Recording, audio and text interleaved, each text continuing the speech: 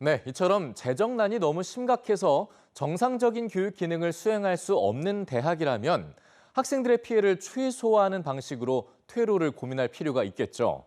여기서 가장 논란이 되는 게 바로 설립자 재산권을 인정해 주느냐 그 문제입니다.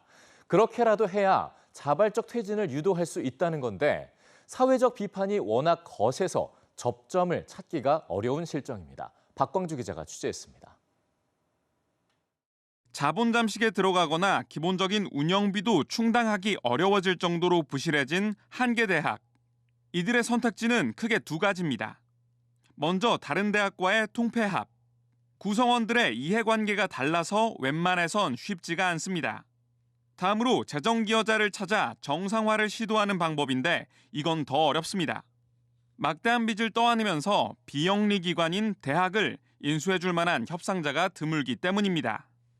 그 당시 상황이 경제적으로 상당히 어렵다 보니까 거금을 투자해서 학교를 정상화하기는 상당히 거부반응이 있었다는 겁니다. 그래도 한 개 대학 대부분은 최악의 상황까지 최소의 등록금 수입으로 버팁니다. 사립학교법에 따라 법인이 해산하면 모든 자산은 국가로 귀속되기 때문입니다. 정부의 폐쇄 명령 이후에도 청산을 거부하며 수년 동안 소송전에 들어가기도 합니다.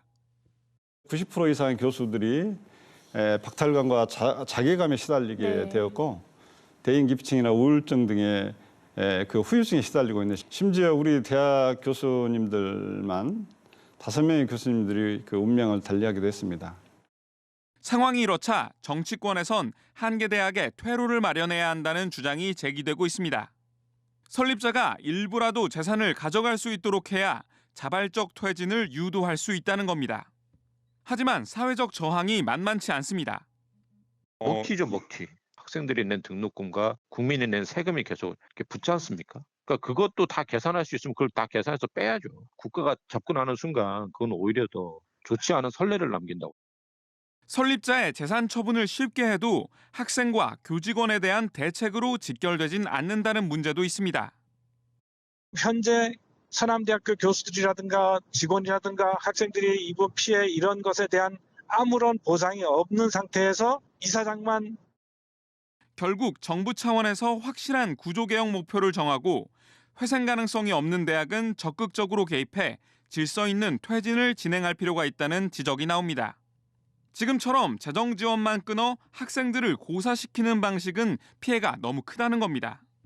교육부는 올 하반기를 목표로 학교 재무지표 등을 바탕으로 한 개 대학을 상시 발굴하는 지표를 개발하고 있습니다. 또 회계 기준을 완화해 대학 적립금을 학교 구조 개선에 쓰게 하는 등 피해자 보호를 위한 조치도 검토하겠다고 밝혔습니다. EBS 뉴스 박광주입니다.